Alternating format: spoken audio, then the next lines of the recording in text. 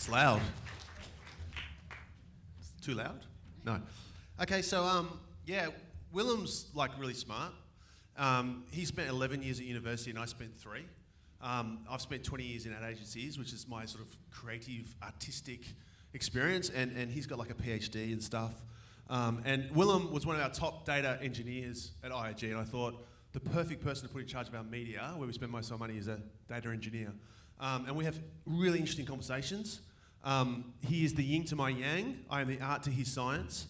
But what's really interesting is we come at what we do from very different places, and yet we've landed in exactly the same place. Unless you're just humouring me and just saying that. Mostly. And this is Willem's expression, which I've totally stolen and used at lots of talks and passed off as my own, which is you need to know into art and know into science. And it's certainly how we are approaching marketing at IAG. So I'll start. I like to be provocative, and I sort of ask the question all the time, has all this science and all this technology made marketing better? I think it's made it worse. I just see more pollution that we push out at people, that annoys people, that wastes people's time, insults their intelligence, that follows them around the internet. I mean, you know, if technology was really going to make marketing better, why would he invented something like a pre-roll ad? You know, and this is a quote from Andrew Essex's book. He's one of the founding partners of Droga 5. And he says it's even harder to imagine anyone celebrating a birthday for the banner ad's even less admired younger cousin, the pre-roll ad, the dreaded thing before the thing. The only format in advertising history so neurotically self-aware of its own annoyingness that it provides a countdown to when it can be skipped. I mean, is that technology making marketing better? Improving the lives of consumers? I guess so. Technology's done a few good things for marketing, like the ad blocker, right? And you read all this press about the ad blocker and how it's going to disrupt and change marketing. You know what? The best ad blocker ever invented is the human brain. Because every single day it gets thousands and thousands and thousands of marketing messages pushed at it, and it ignores them. The average American remembers how many ads you think from their entire lifetime. Not from last Sunday or last week or this month, like the tracking study would ask you, but how many ads do you think the average American remembers from their entire lifetime? Someone want to yell out a number? 2.7. 2.7. And yet every day they're exposed to 3,000 to 4,000, right? So the human brain is the greatest ad blocker ever invented, and this has always been the challenge for marketers. And digital and disruption and all these words we like to throw around hasn't changed that fundamental problem. In fact, it's made it worse. Because this is, I believe, the biggest challenge facing every single marketer. There's never been more content in the world. There's a stupid amount of content. I don't know how the fuck anyone is going to watch it all. This is too much, right? And every single consumer you ever speak to in every focus group ever says the same thing. I've got no time. I'm so time poor, right? So how does that equation work? There's never been more content. In the very time that Willem and I talk to you today, another 15,000 hours of original video content will be uploaded to YouTube. And it's ridiculous. And because of that, only great stuff will get watched. Only great stuff will get remembered. Only great stuff will get shared. Only great stuff will get talked about. Those same time-poor consumers will find 10 hours to binge watch an entire series of Game of Thrones. Why? Because it's fucking great. Why wouldn't you? So this is the challenge we face. And because of that, I believe that the way we need to think as marketers is not, is my marketing better than my competitor? Because if I'm comparing myself to Suncorp, good luck, right? We got to compare ourselves to culture. We are competing with culture for people's time. That is how we have to think about marketing, right? And is the stuff we're creating as interesting, as provocative, as entertaining, as valuable, as useful as culture? Most of the time, no, is the answer, right? We think it's really interesting because we're marketers and we're really interested in our brands. And we think that people can't wait to read about our new product benefit.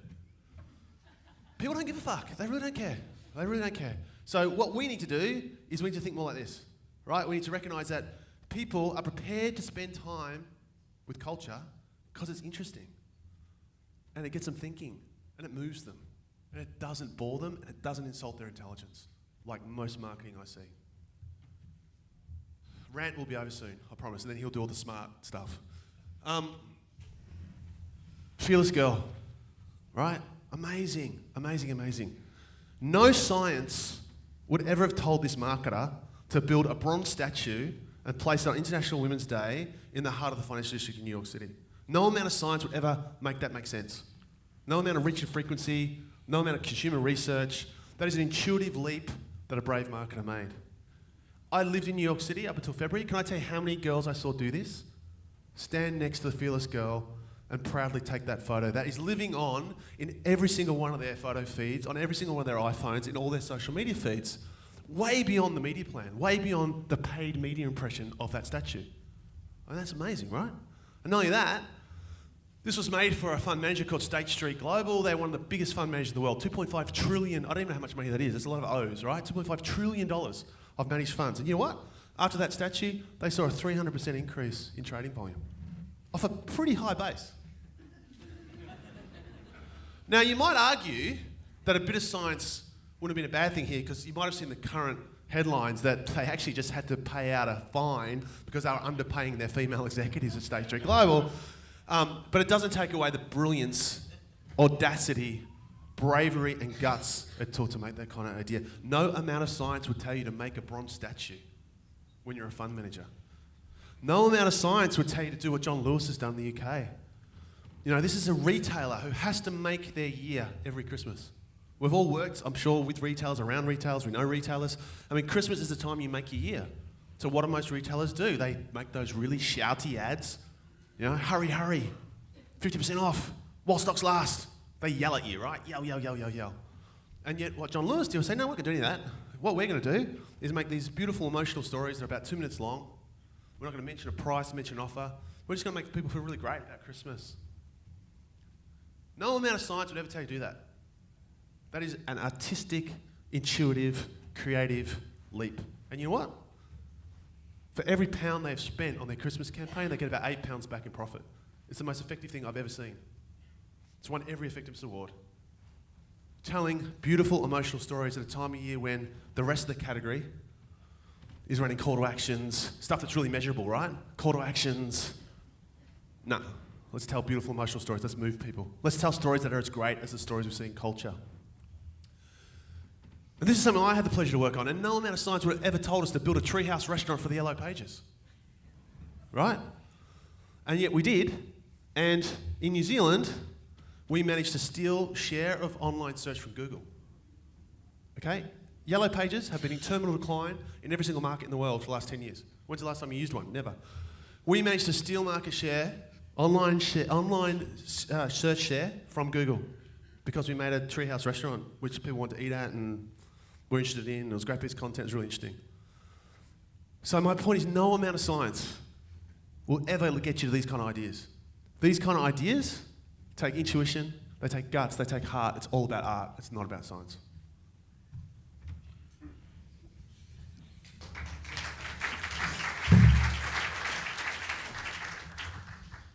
So yeah, like, there's still definitely a place for science and marketing.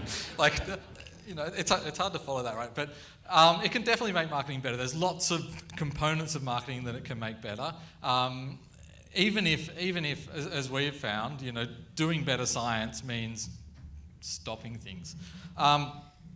So we've embarked on this big attribution project at IAG to, you know, with the goal of getting a strong read on the impact, you know, for every brand, for every channel, for every product, getting to the point where we have a fairly certain idea of the sales impact of our marketing activity.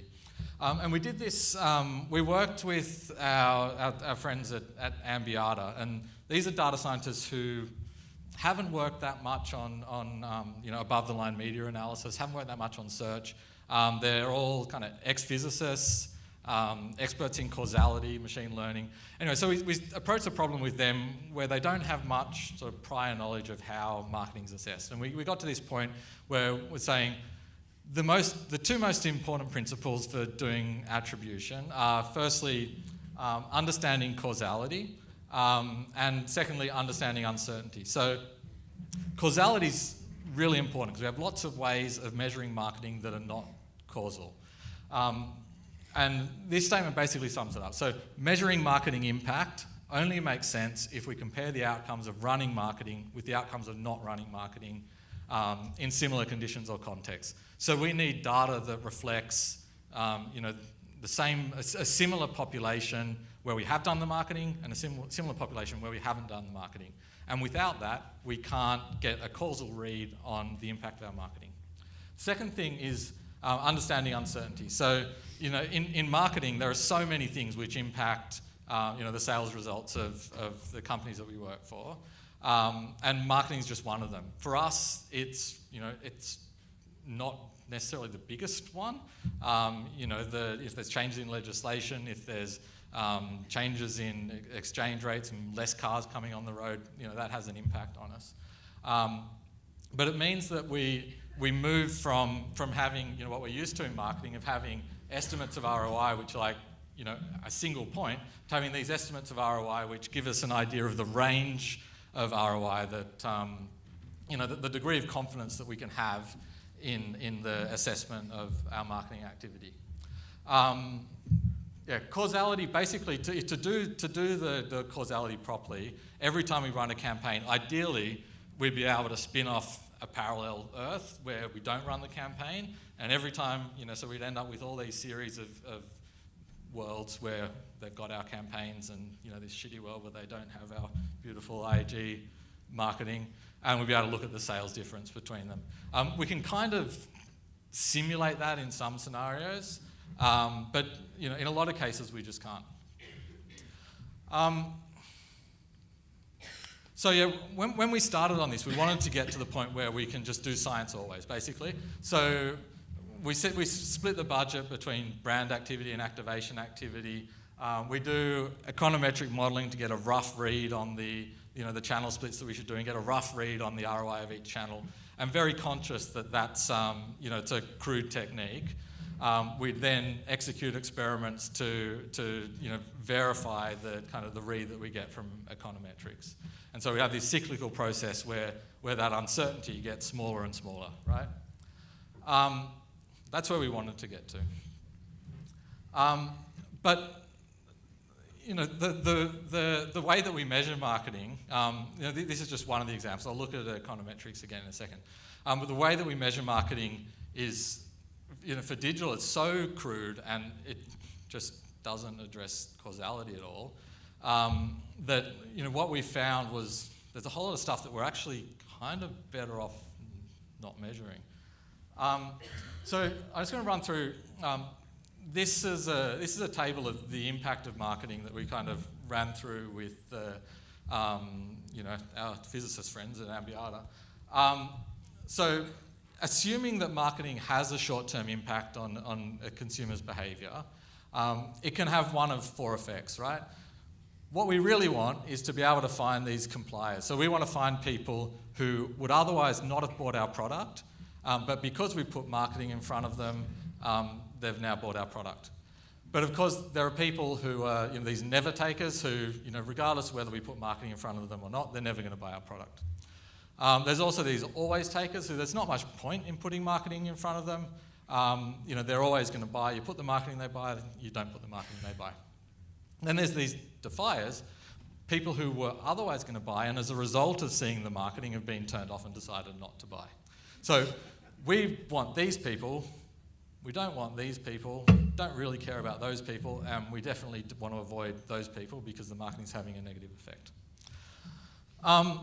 So if a machine's optimizing to standard attribution, right, the goal is to stick an ad in front of someone before they buy. So the way it works is, typically, a sale happens, it'll look back 30 days, see if it can find a click. If it finds the click, the most recent click gets a point. If it can't find a click, it'll look back 14 days, find an impression, and that impression gets it. So if our machine, so this represents, 3 sales that happened anyway, right? The 3 sales that, have happened as a result of, the equity in the brand. If the machine's just optimizing to last touch, then the most efficient thing it can do is to stick an ad in front of these 3 people who are already going to buy. But of course, we want to get new sales, right? But unfortunately, our DSPs, because they're optimizing to standard attribution, they're optimizing to last touch, they're not actually tasked with delivering that. They're tasked with touching as many sales as possible, not generating new sales, right? So if we were to optimize to incremental sales, so if we were to introduce that element of causality, our DSP will be finding these compliers and only these compliers. But because it's tasked with finding people who look like the people who we're going to buy, it's actually going to find these always takers because it's got that read on people who we're going to buy anyway. And it's also going to not be able to distinguish between those and the defiers. And so it's going to focus on finding always takers and defiers and not, these compliers who are the people that we really, really want to go after. Of course, this is all kind of dependent on the assumption that our digital marketing activity drives this short-term change in behaviour. That as a result of seeing a banner ad or seeing a digital video, people actually change their behaviour in a short period of time and go on to buy. So we tested this at IAG. So this is, we ran a test for 19 weeks where everyone who comes to our website gets stuck into a bucket of, half the people get retargeted, and so half the devices get retargeted, half the devices don't get retargeted. And so we look at how that comes up with standard attribution, and it says, yep, we drove 1767 sales. We looked at algorithmic attribution as well, that pulled it back slightly. But the difference between the group of people that we did the retargeting for and the people that we didn't do the retargeting for was that when we didn't do the retargeting, we got 26 more sales than when we did do the retargeting. So we turned it off.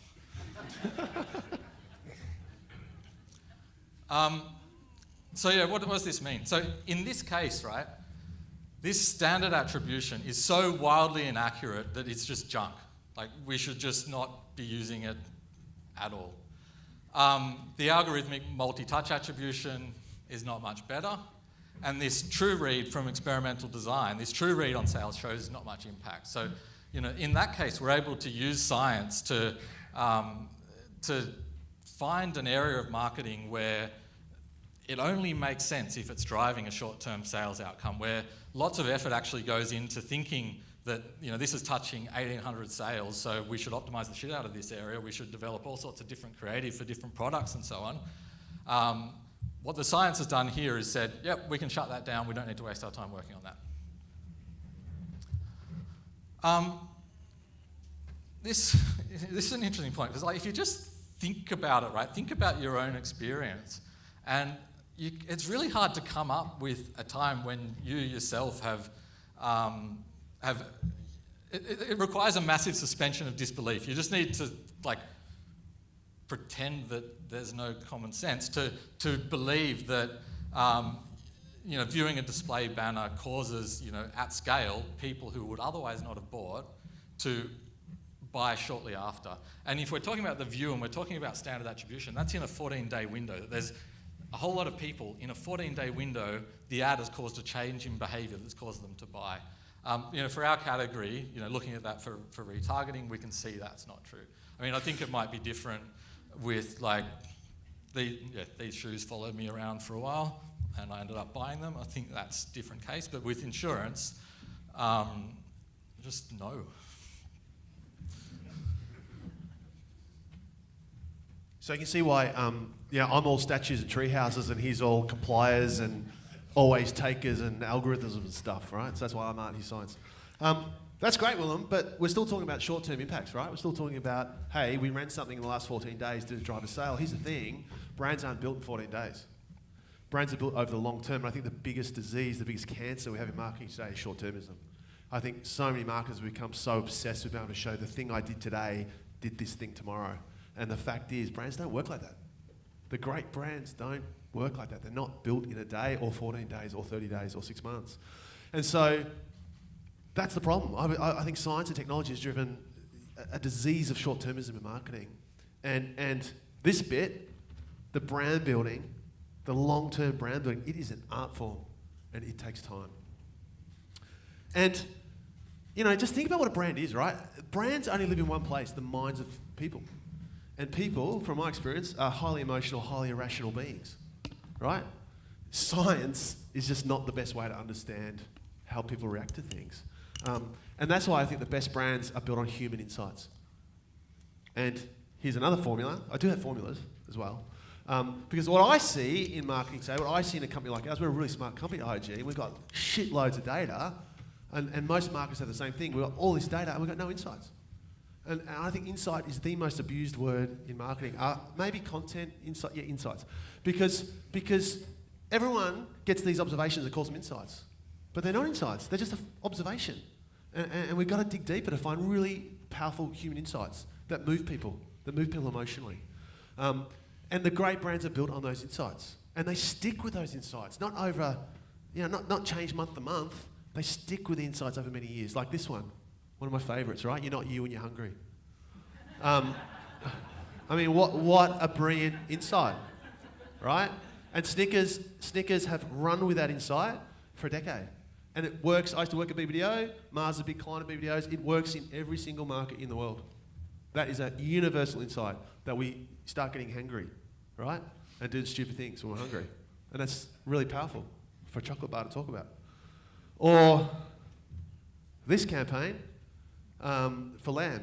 And everyone wants to talk about the controversy, and they've done a great job of tapping into that and getting amazing earned media for Lamb.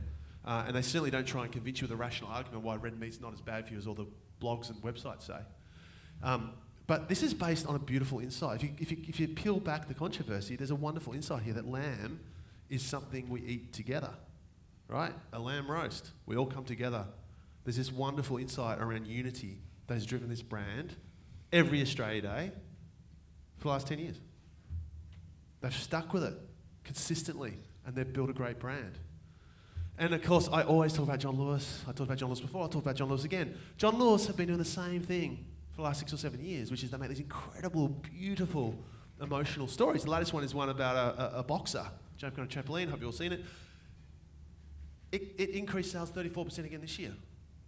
They just stick with the same strategy. Same insight, right? The joy of the perfect gift at Christmas. There's no science in that insight.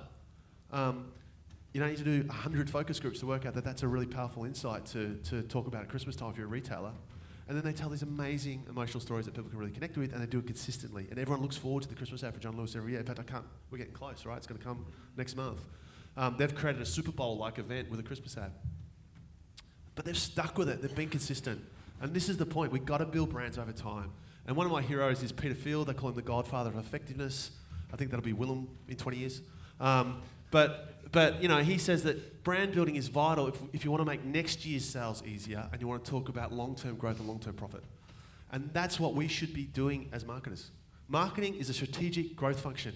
And last time I checked, we all find ourselves in a low-growth world, working on low-growth brands, and the one thing our board wants more than anything else is growth. And I'm sure it's the same for every other CMO or marketer out there.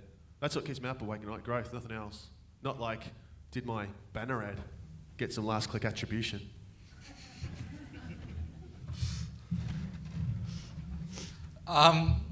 The more that we look at it, the more cases that we find where the short-term impact, where we've had a read that suggests that the short-term impact is high, when we actually try to get a causal read, the number of things where the short-term impact is justified, where the short-term impact justifies the spend is much smaller.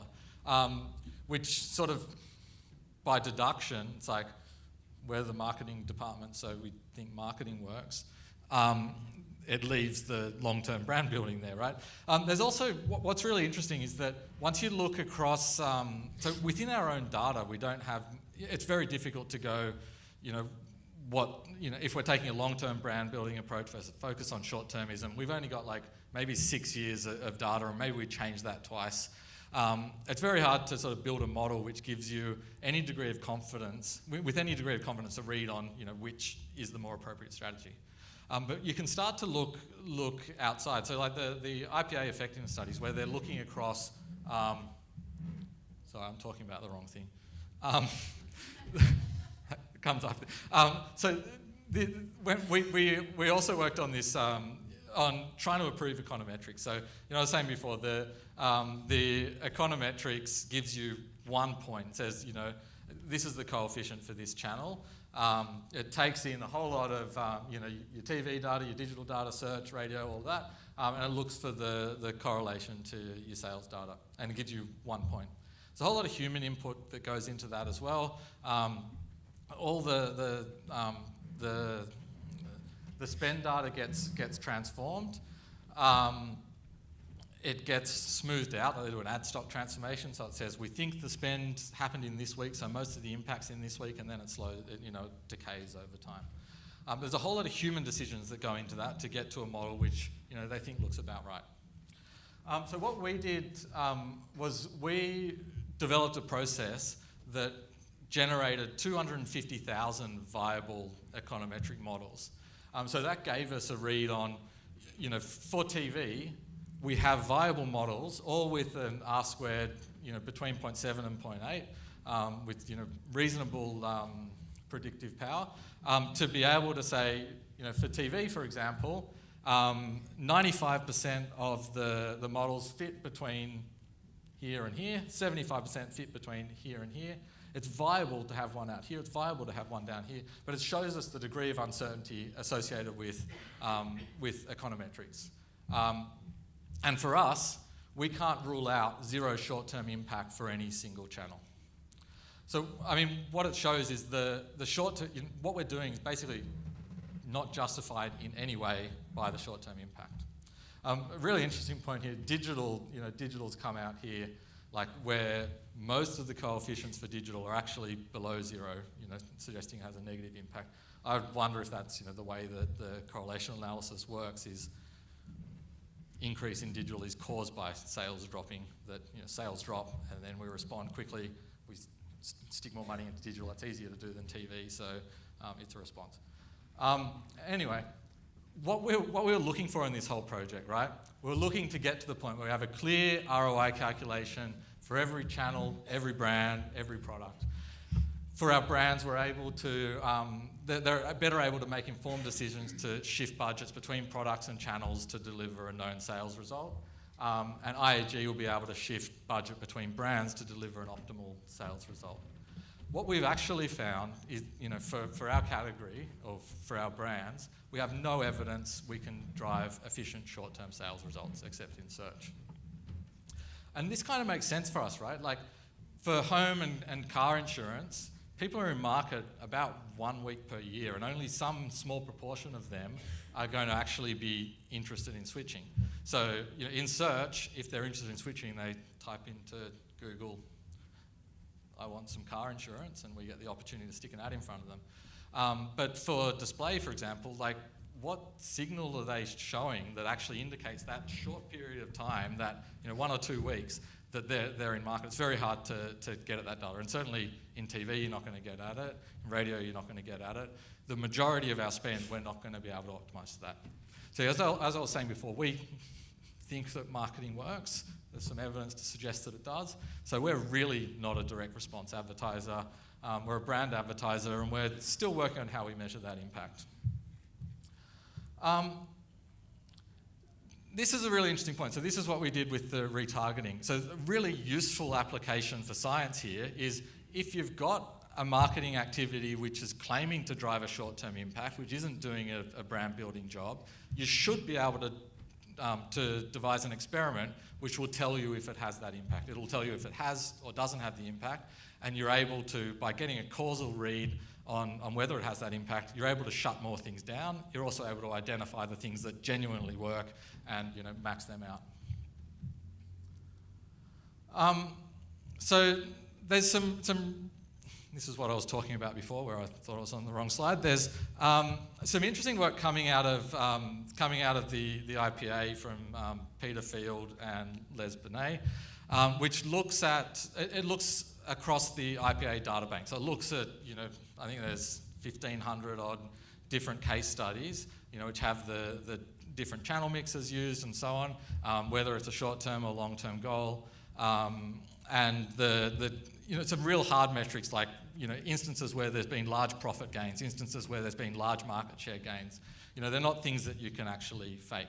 And from this analysis, this is a simplification, but they've kind of illustrated in this way that in the short term, these rational effects dominate. But the impact of the short-term activity, search, for example, sticking a search ad in front of someone doesn't do anything to drive next year's sale. It only drives this year's sale. Similarly, the buy now discount advertising doesn't do that much for next year's sale. It's driving the right now sale. But so initially, it's much easier to get a read on the rational effects, and so we have a tendency when we're working to quarterly targets and our budget's being assessed against a quarterly target, we've got a tendency to err on the side of this rational, more measurable marketing, and this is coming at the expense of genuinely growing the brand.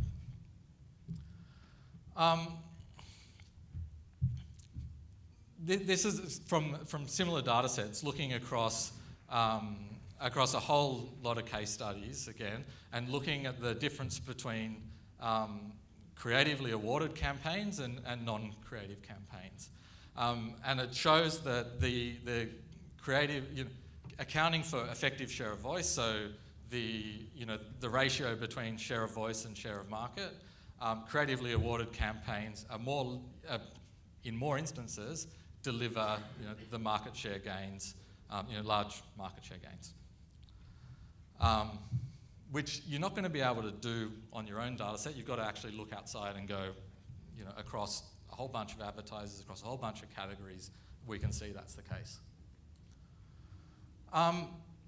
So that makes it very difficult though, because if we've got to kind of assess the long-term, sort of develop a long-term strategy by looking at what hundreds of different advertisers are doing, how do we assess our own long-term? We're just getting on to how we solve this. What we're doing here is we're trying to understand how advertising is affecting the minds of potential buyers of our category. And it's really hard, right? So we typically only have this data for our own brand. Going back a few years, with that data alone, it's very difficult to get a robust read on the impact. And it doesn't make sense to check daily. We'll sort of get a read once a quarter, once a year maybe. Looks like it's going in the right direction. And if you're getting that annual read, it's very, it's basically impossible to get down to, channel level or creative executions. Like, it's going in the right direction. Good. Whatever we do, where we're working to an ROI for brand activity, it's going to be highly dependent on assumptions. We've just got to work with smart people to make smart assumptions about the impact that we are comfortable that we can get behind and work towards. So what we've learned through this, I think it's key that we genuinely embrace uncertainty, that we treat with skepticism when any campaign report tells us a single number is what this campaign delivered, or where any assessment of a channel tells us a single number. For every brand, it's going to be different, but more rigorously assessing the balance between long-term brand building and short-termism. One thing that's really key for us is, I think a lot of the noise internally with doing lots and lots of activity is aimed at thinking there's all these little opportunities to drive a short-term sales outcome, right? In assessing them, and well, in our case, finding that they don't drive a sales outcome, we're able to do less bigger stuff. So, a smaller volume of more high-impact marketing.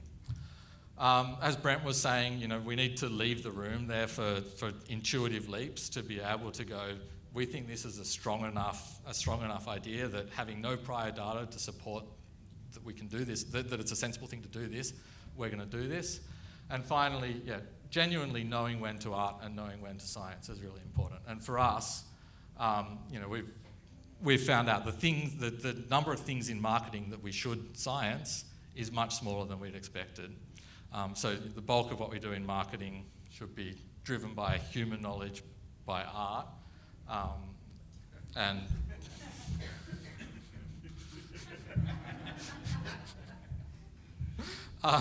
anyway, this is kind of how we sum it up. So where we can science, we do it always, we do it with rigor. We address causality, that's the most important thing, right? Where we can't science, we know it, we don't force science, we give the art space and we back ourselves. That's it. Thanks.